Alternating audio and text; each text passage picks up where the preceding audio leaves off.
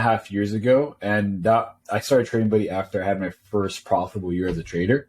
Okay. And then by no means was I like a professional or making a crazy amount of money. I was basically just making enough to sustain myself and, do a couple things here and there.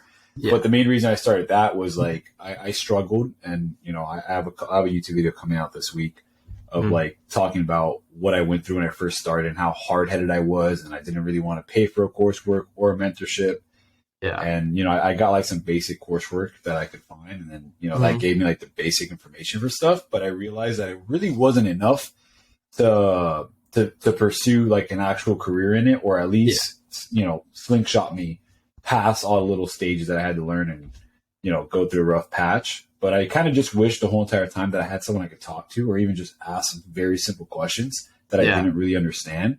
Or, it's very hard to pursue a career that you don't really have anybody around you that currently does it, because you can't relate to anybody, right? You can't really ask for advice or, hey, what was your mindset when you had this problem or had this issue, and how did you deal with that?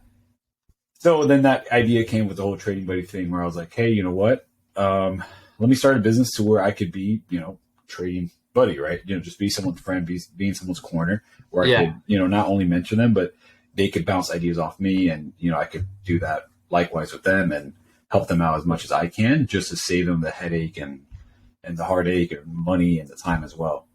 Yeah. Because obviously, even though I learned pretty quick relatively for how long it usually takes people, I felt like I could have done it better and faster if I would have just had a little bit of guidance and a little bit of help. And of course, that was like all me, right? Because I was hard-headed about it. Yeah. But then I started that up. And no, I loved it. I loved mentoring and helping out, and I had my coursework, which now I have out for free. And I think that that's just like where social media and coursework are kind of getting to, where it's a lot of free information out there. So you might as well just help people out and just let people enjoy it.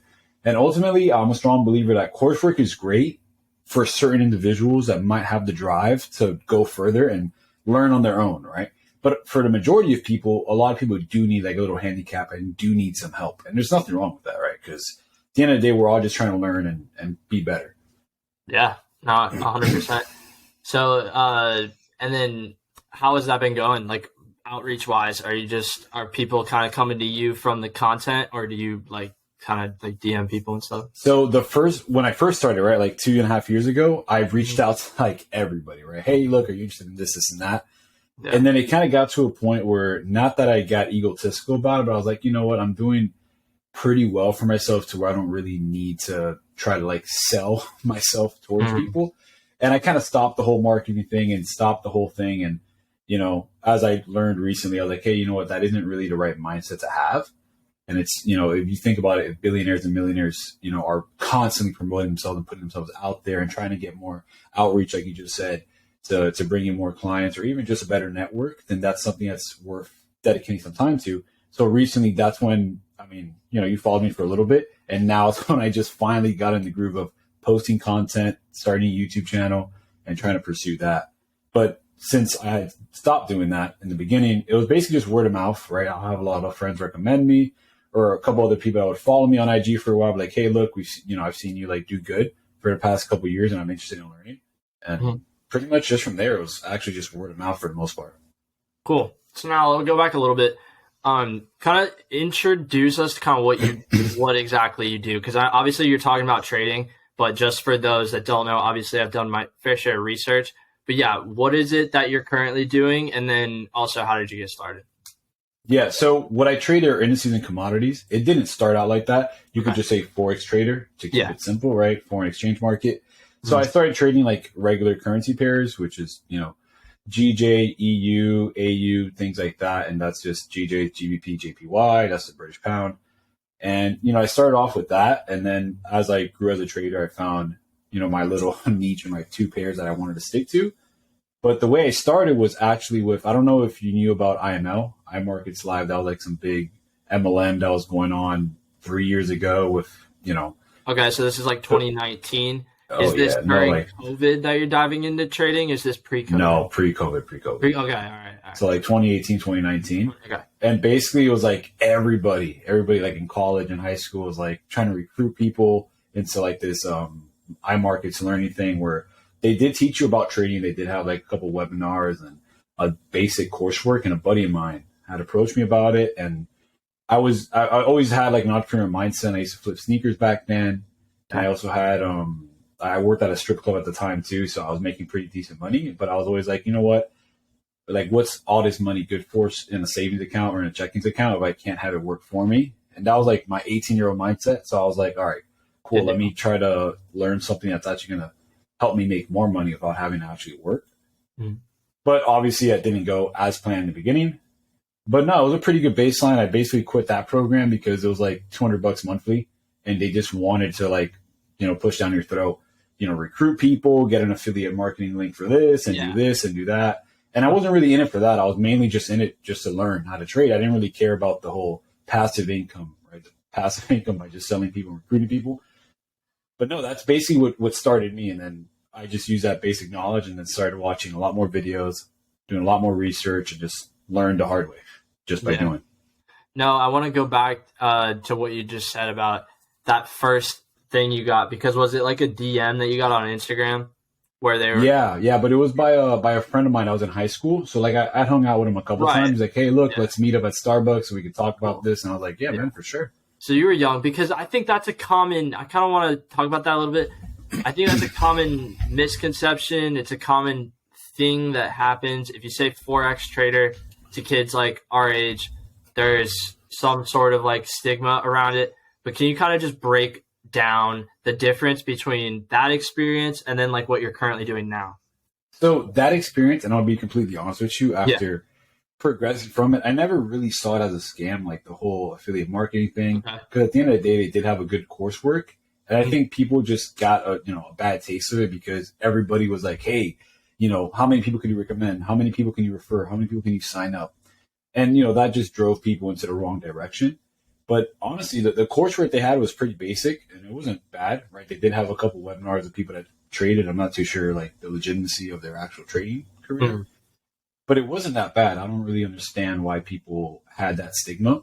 Yeah. I get the whole pyramid, the whole pyramid scheme thing. But at the end of the day, I think that the younger group of people that were getting into that didn't understand that that's essentially how every big marketing firm and business usually runs. Say that. Yeah. Like, you know, we get that now that we're a little older and we've, you know, spoken to more people.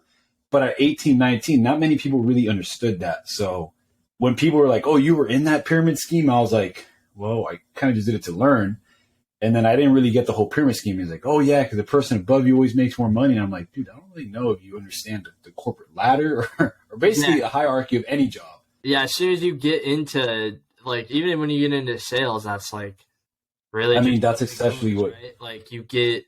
100%. Yeah, I mean, not necessarily on like that you're all connected level, but also, I mean, the one thing you did say there was that when you got into the group, it was about selling the group, and they pushed that kind of down very heavily. In that sense, yes, like you were there to trade and you were there to learn. I think it depends on the perspective you have. So you had the perspective, go in there, learn, do your shit, and then like you don't give a shit about the other side of it, but good, right? Like it's $200 a month, you know, like, and if you don't know a skill and you want to get introduced, and like you said, you have the money saved up, that's not a bad way to go about it. Learn it. At all. But now it's good. They understand that, okay, don't be surprised if they're just trying to get you to do this, because now it kind of what all I saw there was like, I would expect to go in that to make money off trading, not make money off selling a course, you know? So were you able to utilize that at all to make any money during the course?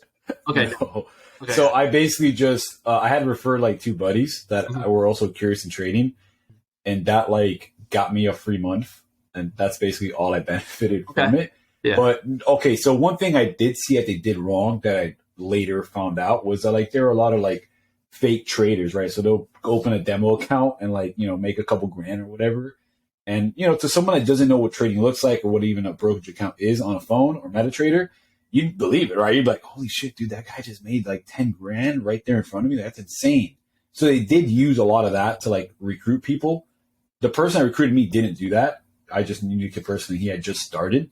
He's like, oh, hey, look, he basically just said, look, these are what people are doing in the industry. It's not what I'm doing, but it's what other people are doing. Gotcha. And that was basically enough. I'm like, hey, you know what? If that person is 5-6 years older than me and he's making, several six figures a year off of this, maybe it's worth my time to actually dedicate something in. Yeah. And then who did you look to when you did decide to take it? Like like you said, you were self-taught. Was there anyone that like stood out that you followed more than others? So believe it or not, back in 2018, 2019, a lot of these influencers weren't really out there. Like no one was really popping like that. I think the only other person that I didn't really know at the time, but I found out a little later was like Q Banks. But he's been trading for like 10 years, prior. So he had, he's not old, but he has a lot of experience, but he was like the only person that stood out. That he was like the only person driving cool cars and doing all that. But he didn't really like try to sell his course like that. He kind of like had his own little group already. And, it was kind of just word of mouth at that point, but I never really bought anybody else's coursework after that. I just saw it was possible. And I said, hey, you know what, if they can do it, I can do it too. Yeah. And all the free shit out there, like you said, YouTube, I'm a big proponent of that. I always say this, like, I've never seriously like had to invest like a ton of money to make anything that wasn't already profit. Like I've been pretty much just reinvesting profits because I find the shit like that where it's like the YouTubes of the world, learn a skill set. I've learned so much just from watching. Like in my space, it's like the Iman Gadzis of the world. Oh, dude, I watch him all the time. And dude, that guy's a G, man. Like he has so much great content that's completely free. Like Hormozy, I don't know if you watch him as well. He's like a free mentor.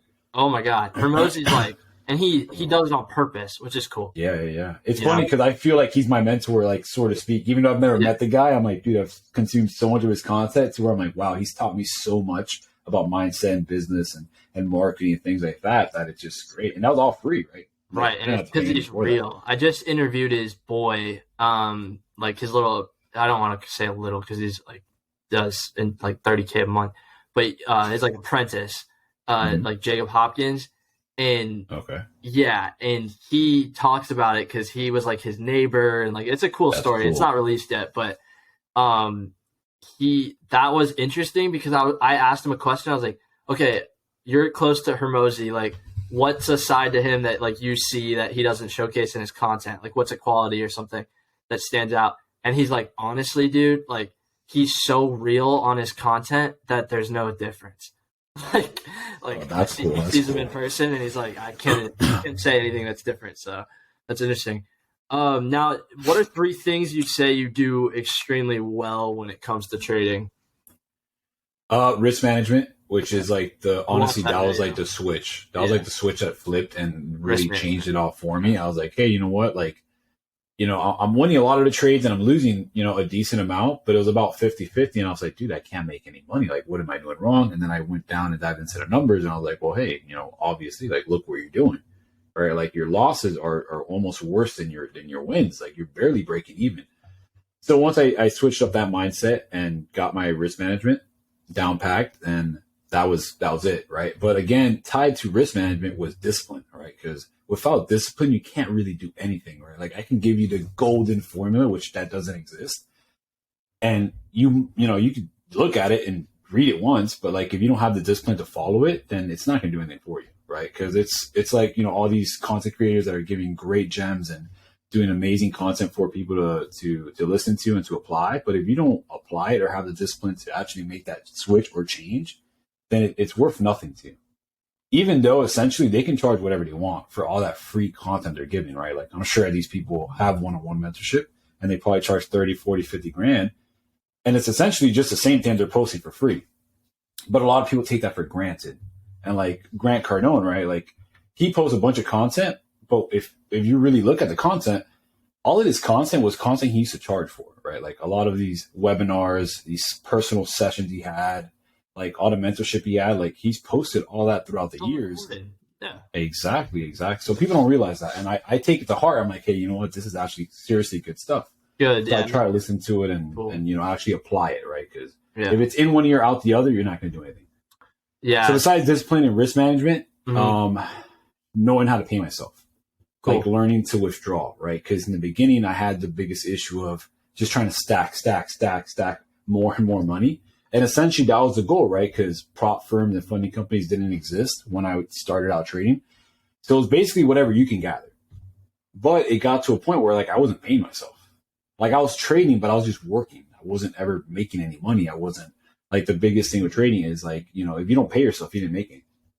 And it's essentially true, right? Because if the money's in your trading account, yeah, it's your money, but you can't go ahead and, you know, pay for a dinner or whatever the case might be because you don't have those. Can you walk us through that process? What the withdrawal process kind of is, or like give us a run? So basically, it's just like any stock brokerage or crypto brokerage, the same exact thing. You just initiate a withdrawal, and it's usually through crypto, or you can do a wire transfer, and that'll go straight to your bank account or your crypto wallet, and then you can withdraw like that. Oh, okay. So it's very yeah. In the beginning, it was a little harder, right? Because it was with crypto, and that was before crypto was like a huge thing. Mm-hmm.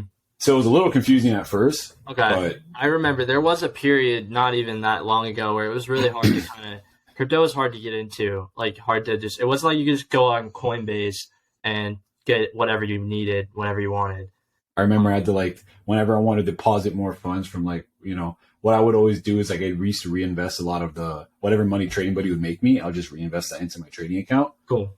And then, you know, but there was like other ways whenever you wanted to deposit through crypto, you had to use like VLoad and some weird thing there, and they charge you extra fees. And before you know it, you paid like 5 to 10% fees before the money actually hit the account. And that was unfortunate, but you know, thank God now we're in different times to where it's super easy now.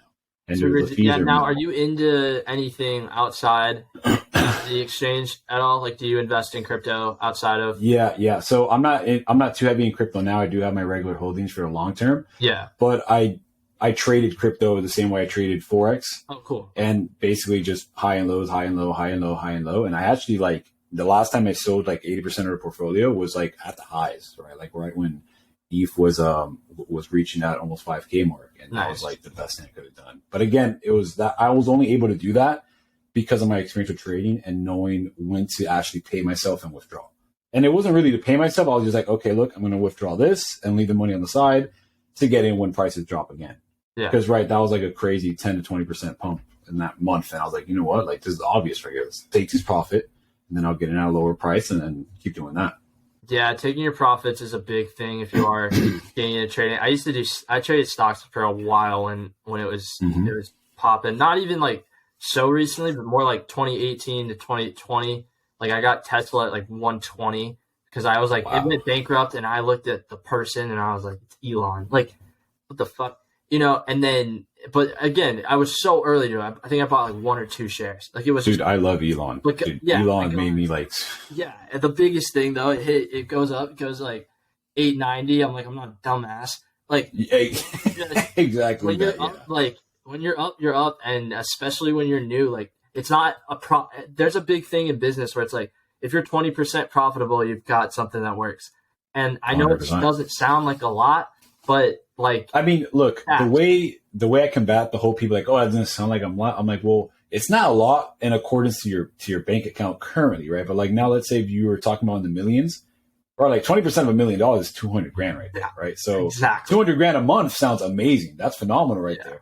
But of course, if you're talking about 20% of $1,000 account, well, that's $200. Yeah, I get it. But still, 20% a month is like that's great gains. Yeah, exactly. What's a common mistake people make starting out?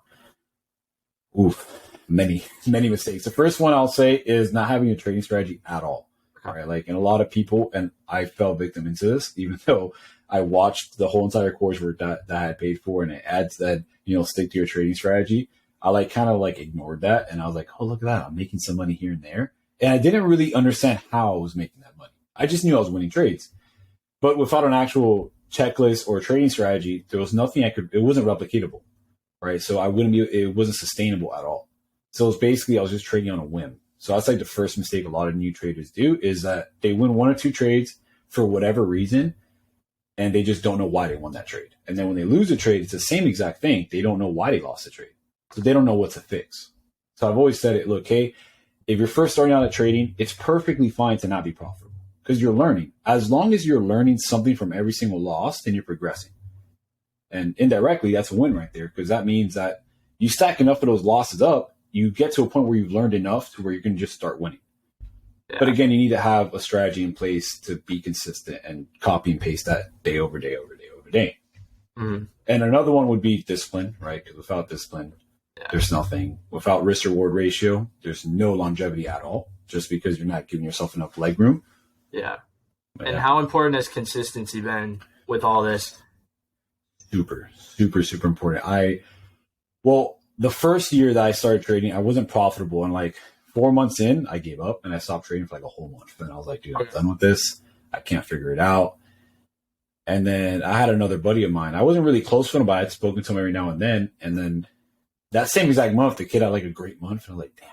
Were you still working at this time with the other jobs? Yeah, I was still working. The first year that I wasn't profitable, I was still working. I was still stuck. Yeah.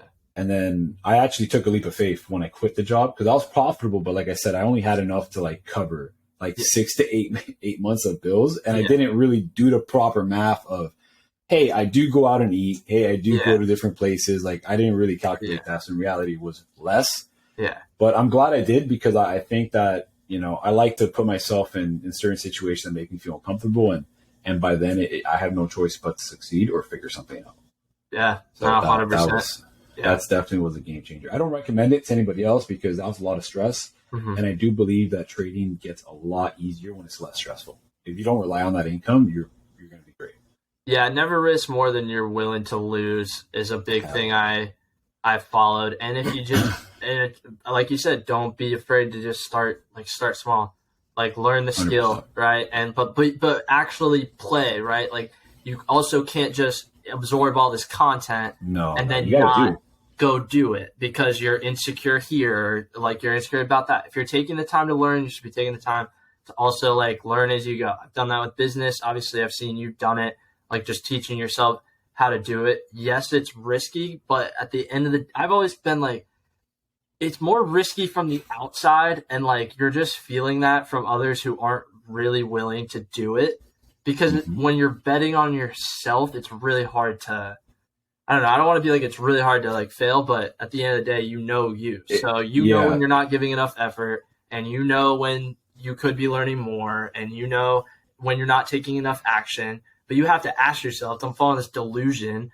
that like everyone's just because everyone's making you feel good. They're not on your day to day trying to get where you wanted to go. Granted, I've had to realize that honestly in the last like couple of years, but that's the point of like having a platform like this, right? Like that could be that kid out there that he absorbs all your content, but doesn't take any discipline or doesn't take any action. All right. No, and the thing is like, at least with trading, you have demo accounts, right? So that's free. That's like not going to cost you. Just for the beginners and you know the people. A demo account is exactly what demo account is. It's basically a live account but fake funds. It's just a demo account, but the same amount of money that you'll make on a demo account, you could make on a live account. The only difference is that it doesn't count because it's live markets. It's a live market, live quotes, live price action, live everything. It's literally the same exact thing. If you have two phones on two different accounts and one's a demo, one's a live, you could take the same exact trades and they both mean the same exact thing. Only difference is on the demo, you can't withdraw that profit because it's a demo account. It's not real. But the live account, it's live and, you know, obviously you can withdraw that. But, you know, that's a huge tool that I don't understand why people are scared to try. I'm like, hey, it's free. There's nothing wrong with it. If you even want to go on there and throw some large trades just because you want to see the emotion of seeing a couple $100,000 being made, then go for it, right? If that's what's going to get you interested, then do it. But if you have no interest on it, then, you know, that's okay too. There's nothing wrong with that. Just find something else you're interested in. And a big part of that is just maybe there's a lot of people that don't know it's out there. They get reached out by, you know, God knows who about it. And then they don't think that like the demo account plays a role or that it even exists, right? Like even as someone, I'm new to your area of like trading. I'm not like, I've done my fair share with crypto and, you know. Yeah, crypto you're kind of stuck on. There's not really like any demo accounts with crypto like that. Exactly. Very cool that you can kind of do it that way. Now I kind of want to take a turn here, go more of the content creation side. How long have you had your YouTube channel? I mean, I'm going to be honest with you. I had it created like a year ago, but I didn't post anything until maybe 6 months ago. And then that was just it's doing pretty well for recently. So I realized what I'm really quick to do is, you know, I play at my strength and, you know, also know what my weaknesses are. So I try to, you know, crutch my weaknesses to help myself out. And I realized that the main reason I wasn't creating content was the editing part. And I'm like, well, hey, you know what? Let me pay someone. Let me have a full-time editor and have that person. Yeah, it's going to be a cost up front. And yeah, I'm not making anything out of it right now. But hey, you know, at the end of the day, you know, getting that reach out there and that audience is going to help out in the future. So I have no problem doing that initial investment now and just having a full-time editor on payroll. which I do now. And honestly, it's amazing, dude. I just record all my videos, all my reels, send it out to him. He edits everything, gets it back to me, and boom, I upload it. And I have no problem talking in front of a camera or creating content. It's just the editing that fatigued me a lot. I was like, hey, you know what? This isn't my strong suit, and it took up way too much of my time. And I was like, hey, you know what? My time is better wasted on something else than editing a video. Yeah, no, I think that's a common problem that I see, or like just a common thing, because like social media as a whole, and I think this is what I'm educating businesses about and brands, like totally understand that it's a new game you have to learn in order to, expand your brand now, because just attention is everything. But it's okay, like you're going to suck at it. Right. And so you have two options. You can either learn it, like you said, or you can take and look at the value you're producing on the business end of it and go to an agency or find an editor and 100%. Just understand that like the long-term ROI of your content, the fact that on YouTube you can put links to your products, like take advantage of the opportunities that are there. 100%. Because you'll grow so much faster if you do it that way. I'm learning that right now. I'm like, I can do it. I'm doing this for a lot of other people. So like, but then again, it would be nice. Like I need to really bring someone in that's not an intern and do. Dude, I'll give you a link to get a VA, and it's super affordable. And yeah, dude, we'll talk about it after this. Okay. But sure. Honestly, it's like, obviously it's a little different if you're trying to get into content creation and you don't really have that much money, or you don't really have any funds to disperse. And the only thing I would say to someone like that is, well, get to work, right? Right. If this is something that you really want to take serious and this is going to be your full-time like career path, then hey, you got to put in the work, man. You can't just automatically think I'm going to outsource everything without having any money, especially if your main focus is going to be content creation and that's going to be your career path, right? You don't want to, start having too many crutches everywhere you go and just put yourself in a hole before you're actually making it. Yeah, but businesses are different. Take into account every big creator, every big person you're really watching, if that's where you want to go. If you study their teams and what they're made up of, they're putting up the money that makes it look good. They understand they're the talent. They're putting it, they're putting it there. Subs in a year, 655 subs in a year is not bad. Yeah, man, I can't complain at all. Like I've had friends like share the videos and all that, and the analytics from YouTube have been great too. YouTube's actually pushing out my content, so that's like amazing. Like just seeing that half my reach is from YouTube pushing it out, I'm like, that's super cool. I didn't even know that was like an analytic that they'll show you. And I think if you're killing it in the niche, I think, I'm working with creators that are like entrepreneurs, but sometimes they put out crypto content or sometimes they put out trading content, and those videos pop. So like, again, if you're listening to this, you have an interest in that, you're currently doing it. There's no shame in, you don't need to be the expert. People want people that are relatable. Talk about 100%. Your journey, talk about, your day to day. Like I always come on this show as a point of emphasis to like be someone that's like in the process. I'm not near where I want to be, but then showcase people that I always think are smarter than me or that I can learn. I definitely can learn from because I know it's inevitable, right? I don't want to be up here and do this as like an expert because then it's like, he's got his millions. He doesn't, he's just spewing. No, like there's not enough content where there's like 22-year-olds, 23-year-olds, like going through their 20s. Look, this is what we're doing post college, post whatever. And hopefully you can learn something from it. Did you go to college Nova? Did you go to Nova? Yep. I just want to. Yeah, I'm actually finishing up my MBA now. You're finishing up your MBA? Been like, yeah. I mean, I guess I'm not going to go down that whole path. We probably have similar views. Yeah. But I mean, it is what it is, but it's one of those where I'm like, I started it, so I'm going to get it done, even though it sucks having to pay for it. Yeah. But you know what? I'm sure it's something that I'll be happy that I did. It's never a bad backup plan. Yeah. You can talk about your college experience a little bit. I mean, what did you think going in versus what, you kind of realized? Well, my college experience is a little weird because I went as a pre-med student, right? I was a bio major. Okay, interesting. So it was a big shift, right? I did my first year as a bio major, and then I started my second year. And then I had struggled in one of the classes, and I had spoke to my advisor, and she's like, hey, you have to, I don't want to be the bearer of bad news, but I'm going to give you that look of what your actual social life and time is going to look like, because I wanted to be a cardiologist. And, she's like, hey, look, this is what your career path is going to look like, right? You have to understand that you're not really going to make any money till your late 20s, early 30s, right? Because that's just when you're going to end up finishing school, because it's a very long career path. So, and you also have to understand that within those years, there aren't going to be easy years. And this is not to discourage anybody, right? This is a path that I was going to go down. And I came to realization where I was like, hey, you know what? I think, like, even though I like the whole health profession, I was like, hey, look, I think that I could make more money elsewhere. And I'd rather, inflict change in the world or help people out through that money that I made elsewhere, rather than, being a bookworm for the next 8 to 10 years and doing that. And at the end of the day, I had a couple of doctor friends because I had done internships and stuff at the hospital. And they had told me, hey, look, if it's earning money, don't do it. It's honestly not worth it, because if you're going to take out student loans for this, like, you're going to be paying off your student loans till you're like 40. And that's when you're actually going to enjoy your salary. And then that's when you're going to be able to actually get a house and do whatever the fun stuff you want to do. And then I was like, hey, you know what? It doesn't sound too good to me. And then, I've always liked the finer things in life. And I was like, hey, look, I don't essentially want to be broke till then. And I also understood, in my mind, I was like, oh, I could become a doctor and like do side gigs here and there and make good money. And then when the academic advisor is like, hey, I don't know if you know this, but if you're realizing how much time it takes now, when you get to med school, it's just going to be harder. Like, there's going to be very few people that are exceptional and that could do the bare minimum while studying and pass all their classes and get passing grades and work a different job or start a different business. There's people that do it 100%, but you have to understand that it's going to be a lot of stress and a lot of work. And I'm never scared of stress at work, but I was like, hey, you know what? Just the fact that in order for me to actually become a doctor, even the quickest way possible, I'll be about 27, 28. I was like, you know what? That's not really, that's just not viable for me right now. Yeah.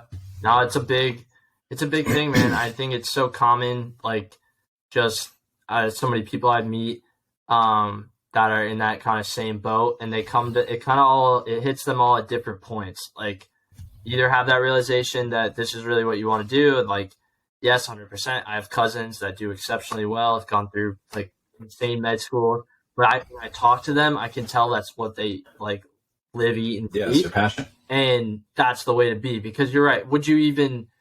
What I always tell people is, look, dude, if you put yourself through these classes and you're questioning yourself about it, are you even going to pass? And then what does that look like? Or are you going to be able to stick it out to, like you said, you're not getting there till 28, but at 25, if there's any of that doubt, whether you decide at 22 or you decide at 25, like, you're only delaying the inevitable. And I had to go through that with running. I was like athlete, and then I had to like just realize, do I really want to get up at 6 a.m. 6 days a week? And my head, literally, I had people telling me your head is somewhere else. And it's because, COVID, business, you're dialed in. Once you start doing what you really like, kind of see value in, I think it's hard to deter from that. The challenge is the discipline side of it, like you talked about earlier, just to kind of come back to that. Am I willing to do it every day? If I'm not, you need to ask yourself why, but don't obsess over like it. Not every day's got to be 100%, right? And I'm sure you can relate to that. I agree. What do you do on the days? And I want to ask you this now: like, what do you do on the days where you're not necessarily feeling like doing what you are at 100%? Like, how do you kind of navigate that? So I had like very mixed ideologies about this because, at first, obviously I was a little younger, 18, 19. I didn't really know how to go about that, because I was like, hey, you know what? Like, what do I do? I suffer from depression. Like, what's going on? What do I got to figure out? And I'll just be like on autopilot. And I wasn't really efficient or effective at all, like doing anything that I'd be doing, whether it was trading or working or going to school. I just wasn't there. Like you said, like, sometimes you have your head in a different place. And I think as I matured and as I like consumed more content, and I heard from other people that are very successful, hey, look, like exactly you just said, hey, not every single day is gonna be 100% day, and you're just gonna learn how to cope with that, and you're gonna learn how to be effective on those days, even though they're not 100% days. And I'm not gonna say, don't be a little girl about it, but I got stuck in the mindset like, dude, you know what, get a routine that's very sustainable and realistic. And one of the biggest things I preach to everybody is, look, whether it's the gym, whether it's business, whether it's a relationship, set realistic standards and set a routine that you could do on your best day and your worst day. Now, obviously on your worst day, it's gonna be a little harder to get by, but make sure it's all things that you could actually get done, even if you have to drag your feet a little bit and you got to go through it. But again, I mean, as a guy or even a girl, like sometimes you just got to grow up, You got to show up, put in the work, and get it done. Tomorrow will be a better day, and just move forward. And, that's why I restructured my whole routine, after a year or two of realizing that, not every day is going to be a peak performance day, and I'm not going to be able to do all the huge workload that I wanted to do. But, sometimes it's all about taking the easy wins, right? Make your bed. I don't know. Did you, go by your diet? Did you hit the gym? Did you go run the errands you need to do? Did you, talk to the prospects? Did you do your job? Things like that. And you have to, be proud of yourself on what you've done, but stay humble at the same time. Yeah, no, that's sweet. I think a big thing you hit on there was the routine side of it.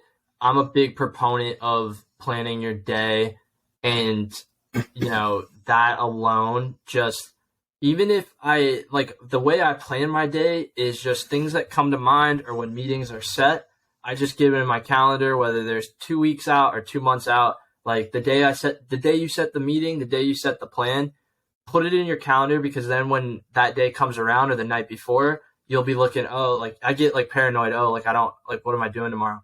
Now you can kind of look and be like, well, I already have 3 meetings. So what else can like fit into this, and be okay with that, and then move on, right? Like make sure you do your non-negotiables. Like you said, like the gym, big thing for me, like just daily. I'm not myself, if you're not in the gym, I always say just go for 10 minutes and you'll probably stay for an hour. Like, oh, most definitely. Yeah, I know you're pretty big in the gym too, right? Like you've been. Yeah, man. That's a big part of what you're. Kind of talk to me. Tell us a little bit more about that.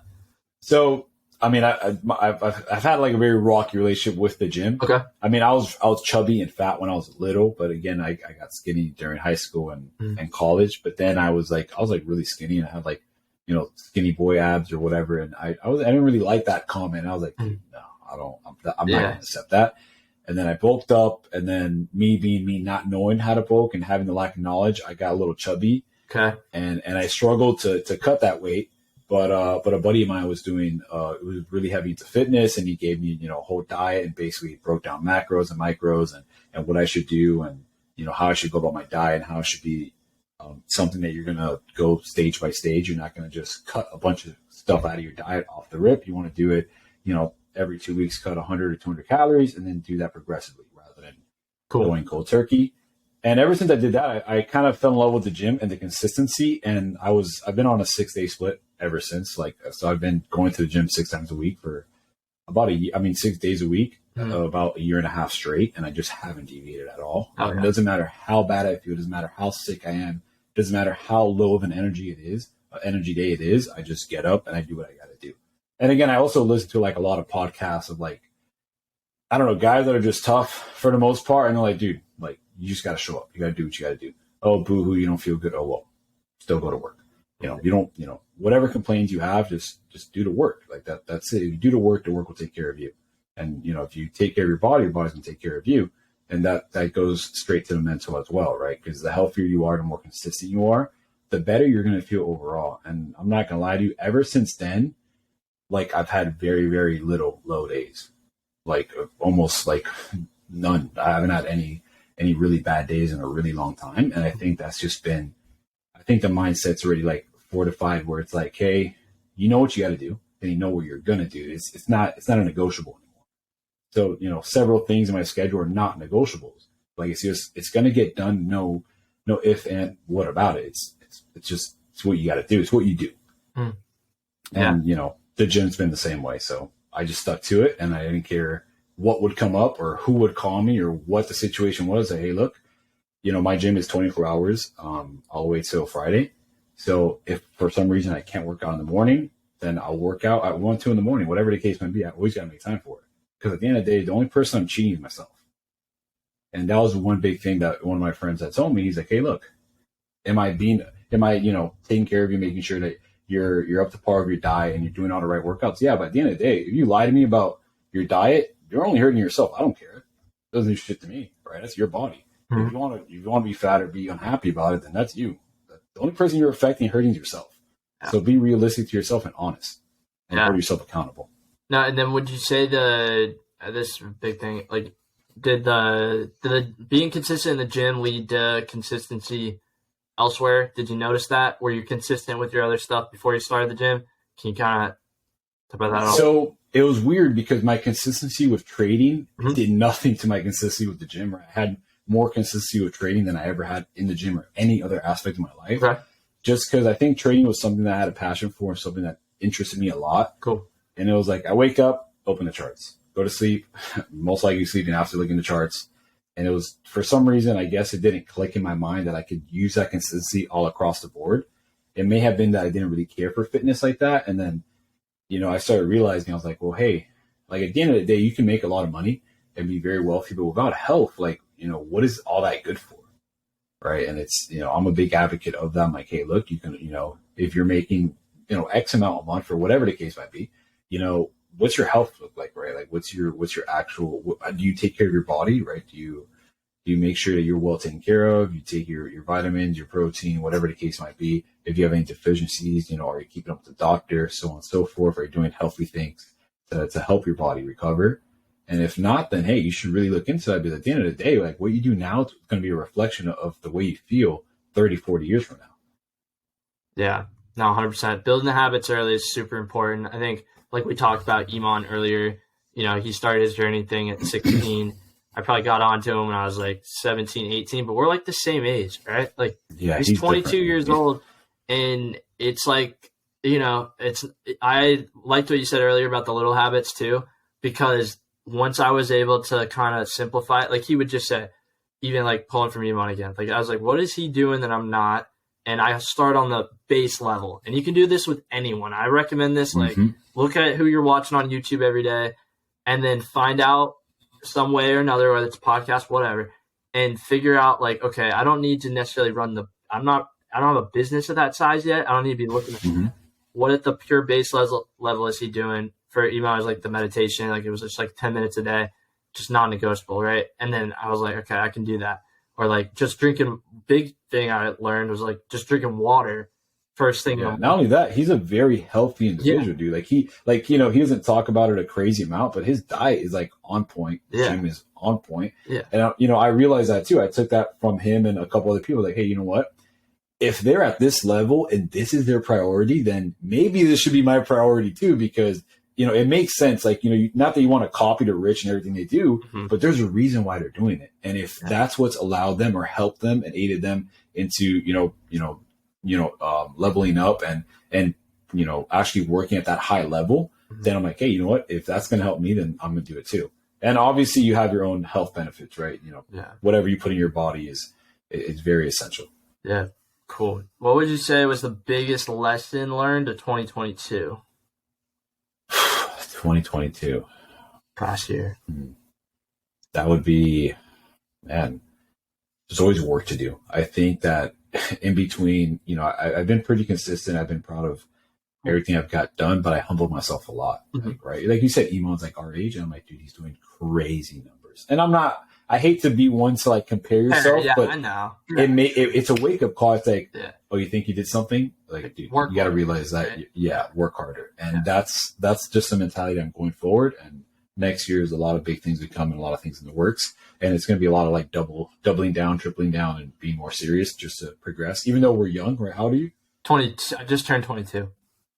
Yeah, same here. Yeah. So, it's crazy that we're this young and there's still people that are our age or even younger doing crazier things. And that's all respect to them. I don't come from a place of hate or anything like that. Dude, I give so much respect to everything those people have done. Like props to them for figuring like that thing that worked. Because at the end of the day, I know all I look at is they've been doing it consistent. Like my favorite example is always like the Nelk boys and like Full Send. Like people think they're overnight success. This guy's been at it for 10 years. They're 28, 29 years old. They were slumming it in their 20s and their 18s, and they talk about it like it's the same. So I don't like. I'm like, all right, yeah, like I'm 22. Like everyone's kind of got your own way, but there is like that same. There is a similar, path in what you got to really go through, and like really like, okay, are you pushing yourself to the absolute limit? Are you taking meaningful steps forward consistently, or are you just half in it and then off of it and then half in it? And then off it. It's okay if you're there because now you've realized you're there. Stop doing that, right? It took me to realize, okay, you're kind of like half in, half out. Like it looks really good, but you're not. I know when you're dialed, right? Like yeah. No, I mean, a good quote for that is going to be, you know, the way you do anything is the way you do everything. Cool. And, some people take it very literal, but it is the truth, right? Like the way you take your diet might be the same way you take the gym. The same way you take the gym might be the same way you take your business, right? If you treat one as a joke, chances are you're carrying that bad habit over to the other. And that's just not good because it's not healthy. That's like you're being the own toxicity into your business or into your own life and your own health or even your relationship, right? Because a lot of people don't realize that they neglect other parts of their life that are very important as well. Mm-hmm. That's super cool. 2023 predictions / goals. You're kind of... Oof, man, I got some crazy things planned for 2023, and I don't want to say them crazy out loud. It's like stuff that are in the progress already of getting done.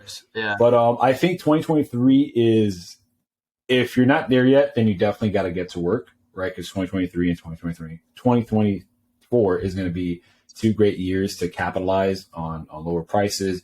Yeah, there's higher rates, but that's a whole different discussion. Higher rates, lower prices. Overall, it's better. Yeah. For the people that have cash at hand in order to execute those moves. But, there's a reason why recessions have made the most millionaires and billionaires. It's, it's a fact. And there's a lot of data behind that. And there's, if you do enough homework and enough research, you're going to know why. Yeah. And if you know why, then you're going to be very excited. You're going to be like, hey, you know what? Then this is my time to make as much as I can. And that's what all 20, and obviously personal development is going to be a big one. Right? I want to, improve all across the board, not just financially. Yeah, no, super sick. All right, what are 2 questions you have for the host? For you, man, how do you get started with this whole podcast thing? Podcast started, it was like a COVID thing, I guess, 2019. So we were coming off basically right after freshman year, spring break. I was really dialed in with Profit Jack on the luxury sales side. Business was good because the economy was good, and then, I was just kind of like, I was literally on a bridge, like in our town. And I was like, dude, like, I don't know what I'm going to do during this time. And then like, I've always kind of like had these thoughts in my head and everyone was telling me like, dude, you like always talk about this stuff. I knew I had some value to share. I just didn't know what to do. And then, I was like, I sat on my couch. I was like, all right, I'm just going to shoot a podcast. And I interviewed like a kid from my high school track team that was like a guitarist or something. And I was like, oh, it'll be cool. I'll do like, show that entrepreneurship is kind of in everything. So I'll have artists, athletes, like understand. For me, my mindset from sports really carried over to business. And that's kind of like portrayed in here, that like whatever you're doing, it's very applicable to entrepreneurship. And if you do apply it, then whatever you're doing can make you money. So in my opinion, it's like pushing this idea of like, you can do what you love. You can kind of like do it. And it was cool. Then I kind of went through the typical, like, just, am I really, do I really have a leg or a platform to do this? Is this like, I don't need to be on here. I shouldn't be on here, like kind of speaking like an expert. Like you kind of go like that. Like, am I even worth it a little bit?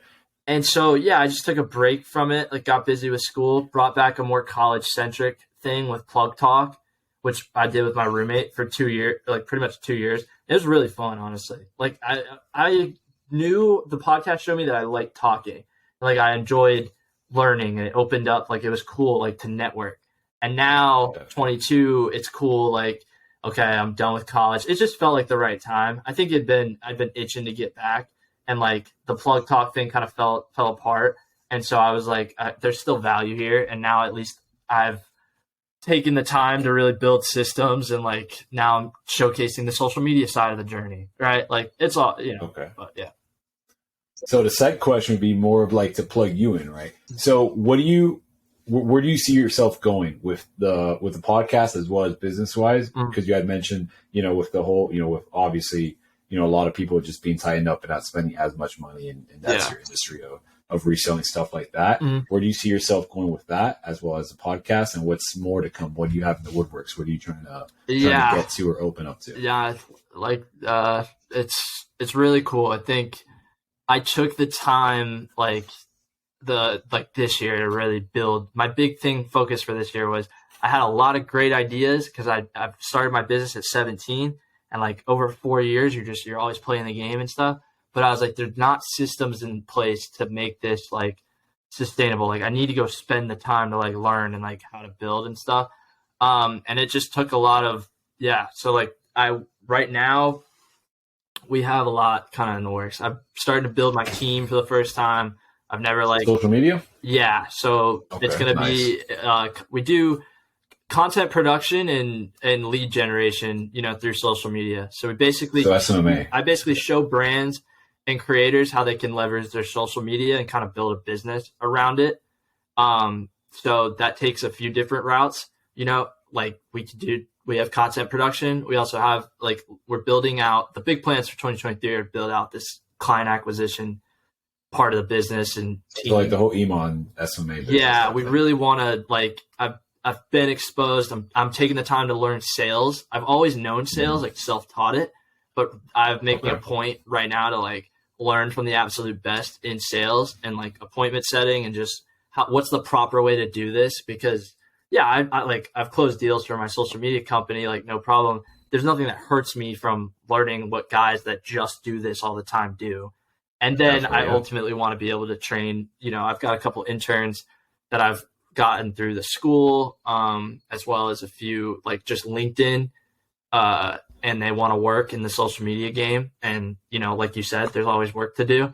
So the plan with the business where I see myself is, we want to scale this to be just your social media plug, but really, scale Profit Jack into this, the social media side of the business.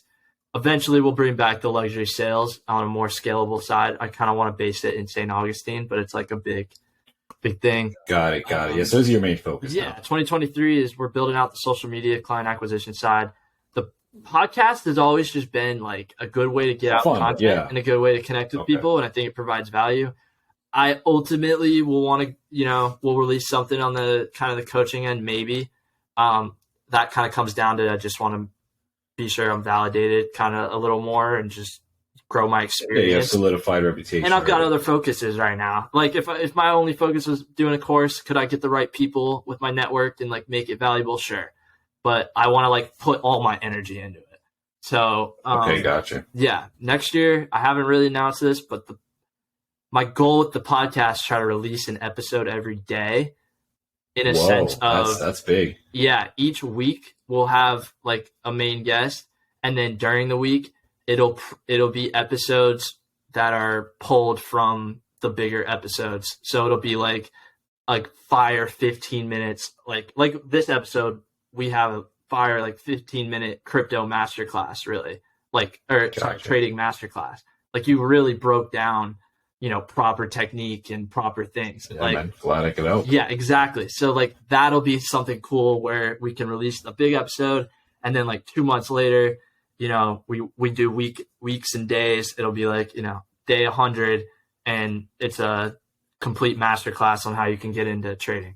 So yeah, I'd like to do that. A big part of that is finding a good video editor. I'm going through them freaking, dude, I can imagine. Yeah. Yeah. Man. So we'll talk, I said, once this ends, I'll let you. I'll give you the link and I'll give you some sauce on that as well. Yeah. It's always a lot, but for me, it's always one thing. It's just building this vision. No, dude, that's badass, man. I'm excited to see what you come up with and how you progress as an entrepreneur. Yeah, it's gonna be fun. Now, how do you want to be remembered? This is a question I like to ask.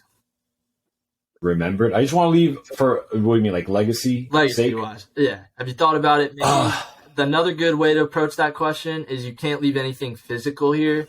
What are you? No. What are you leaving? So obviously I want to leave. I want to leave this life, better than when I first came in. And the main reason is going to be I want to leave a lot of free knowledge and a lot of I've been inspired by Armozy, Iman, and other individuals like that where they've actually changed a lot of lives. And even though a little Instagram reel might just be a minute long, but sometimes that content might be that flick of a switch that motivates someone to, hey, you know what, maybe I should get up from it right now. Maybe I should actually start rather than wait for tomorrow.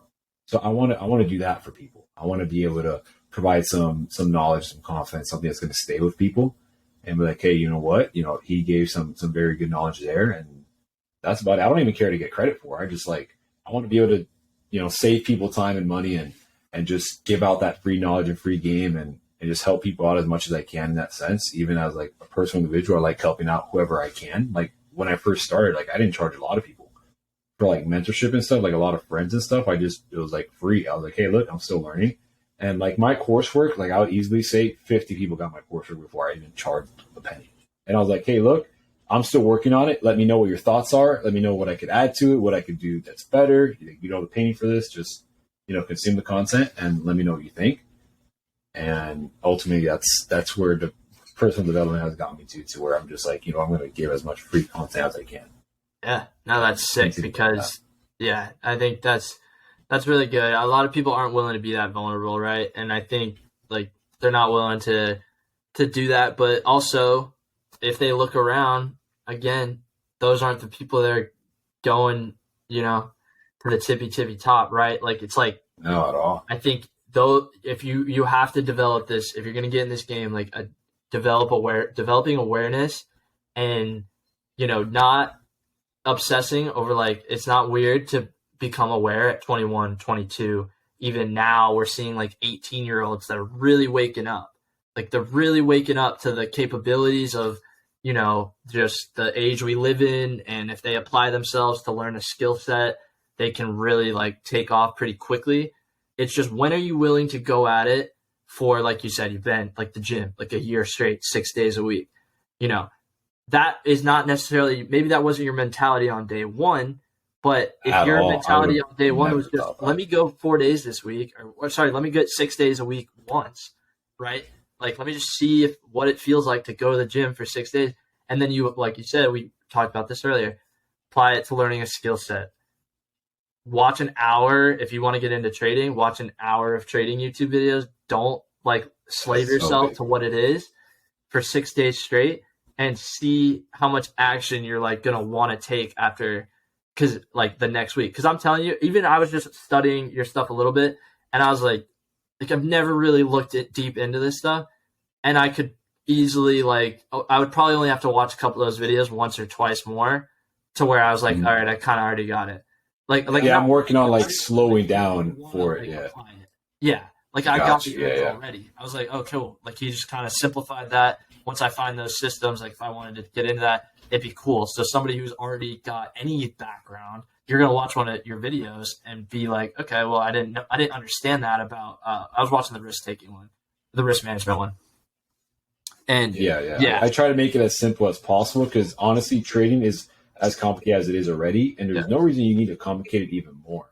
Because when I used to, I still mentor people, but every now and then I'll mentor someone that's already been trading for a little bit and they just haven't, had the right things click in their head yet. And they're like, dude, this and this, and why don't you just do this and that? And I'm like, look, man, I'm gonna be honest with you. I keep it as simple as possible, man. Like this is something where if I go on the chart, I'm at the point where if I don't see a trade in the first 15 minutes or even 10 minutes of me looking at the chart, then there's no trade. I'm perfectly fine with walking away, going doing whatever else I have to do, or I'll go switch to a different pair and move forward from there. And, a lot of people are hell-bent on, oh, I just don't see it yet, right? Like I'm going to sit here and stare at this screen for the next 5 hours. And that's going to change something. Yeah. And even though chart time is huge, essentially, sometimes you're right? Like if you know the basics, then you know that sometimes there is just no trade for the day. And that's perfectly fine. Not taking a trade is also taking a trade. Right. It's better to you're not losing. Miss a winning trade than taking a losing one. Yeah. Cool, man. Any final thoughts, man? Anything we didn't go over that you kind of want to dive into at all? No, man, it was a pretty well-rounded podcast for the most part. We kind of touched up on like everything, life, fitness, business, finance, everything, man. So it's great. No complaints, man. Now, where can we find you? Plug yourself in a little bit here. Where can we connect? So all across the board, it's going to be Devon Leon, Devon, Leon with 2 N's. Cool. And YouTube, TikTok, Instagram, everything. So I'll try to keep it as simple as possible, like everything else. No, awesome. Well, I really appreciate it, brother. Thank you for doing this. Yeah, man, my pleasure, brother. No worries. And